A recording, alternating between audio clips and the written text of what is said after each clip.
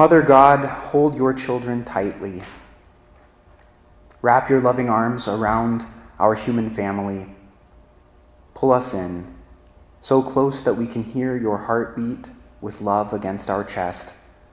Feel your warm breath of peace on our skin. Whisper comfort in our ears and wipe our eyes. Remind us that we are all your beloved children, that your divine life force is in us. When tragedy and terror strike, help us draw on your maternal love in us to hold one another, to draw on your maternal wisdom in us to see a new way forward, to draw on your maternal strength in us to work hard to change our world for all your beloved. Hold your children tightly, Mother God, now and always. Amen. A reading from the Gospel according to Matthew, the 21st chapter. Words of Jesus. Listen to another parable. There was a landowner who planted a vineyard, put a fence around it, dug a winepress in it, and built a watchtower. Then he leased it to tenants and went to another country. When the harvest time had come, he sent his slaves to the tenants to collect his produce. But the tenants seized his slaves and beat one, killed one, and stoned another. Again he sent other slaves, more than the first, and they treated them in the same manner. Finally, he sent his son to them, saying, "They will respect my son." But when the tenants saw the son, they said to themselves, "This is the heir. Come, let us kill him and get his inheritance." So they seized him, threw him out of the vineyard, and killed him. Now when the owner of the vineyard comes, what will he do to the tenants? Jesus asked. They said to him, "He will put those wretches to a miserable death and lease the vineyard to other tenants, who will give him the produce at the harvest time." He will put those wretches to a miserable death. Too often, we respond to violence with more violence. In light of the terrible events last Sunday in Las Vegas that caused the deaths of 58 women and men and the wounding of 500 more, in the face of such violence, we as a nation and we as individuals are forced to ask ourselves once again, how should we respond?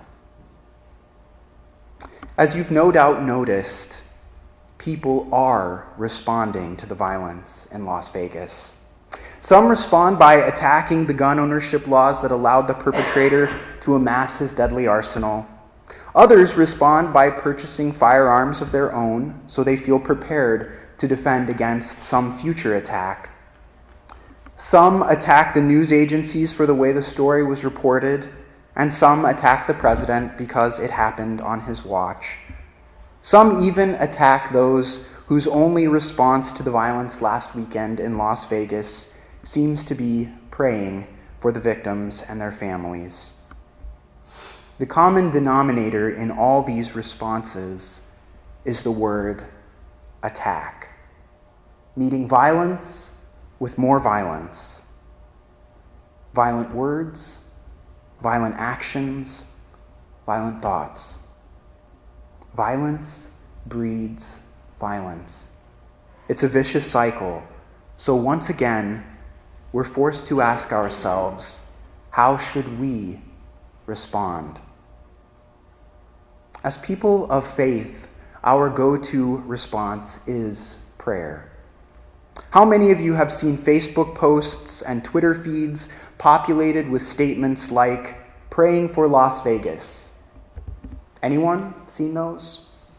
How many of you have heard recent speeches or read recent statements of politicians and public figures that basically convey the same message?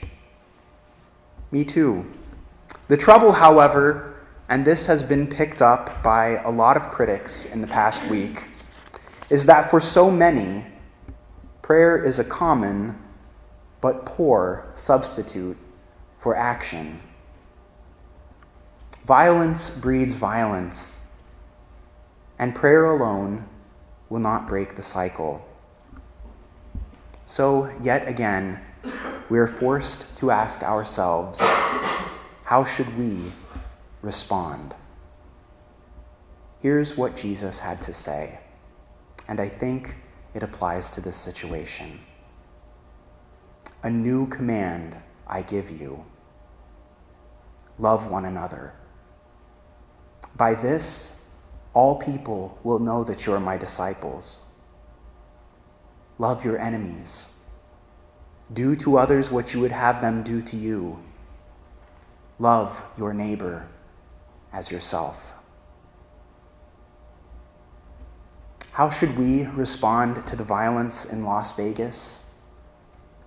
As much as I hate easy answers, trite sentiment, and glib certainty, the answer, at least from Jesus' perspective, is simple. Respond with love. Now let me be clear. The kind of love that effectively breaks this cycle of violence is not the ooey-gooey emotional kind of love that just feels and doesn't act. It's not the kind of sentimental love that just prays and doesn't participate. We're talking about the kind of love that is embodied in acts of kindness and caring, in forgiveness demonstrated, and peace actually enacted. This is no easy answer to the cycle of violence in America and around the world. This is no one-step legislation to peace.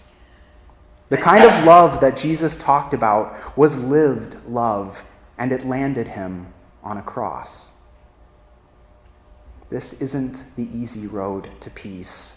It's the high road, the rocky road, the dangerous road. It's hard. And that's why it's so often untraveled.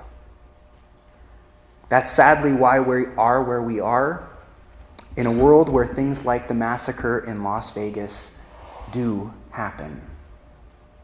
The only response to violence is not more violence. The truth is, tragedy and death and loss and hatred and violence are, in the end, no match for love and life and forgiveness and peace. If you want to honor those who have died in senseless acts of violence, love those who live. Be kind to a stranger. Be patient with a coworker. Be supportive to your partner. Hug a child. Listen to a new perspective. Share with someone in need. The Apostle Paul says it this way: rejoice with those who rejoice. Weep with those who weep. Live in harmony with one another. Do not be haughty, but associate with the lowly. Do not claim to be wiser than you are. Do not repay anyone evil for evil, but take thought for what is noble in the sight of all. If it is possible, so far as it depends on you, live peacefully with all. That is how we respond. That is how we break the cycle of violence. That is how we change the world, one random act of loving kindness at a time.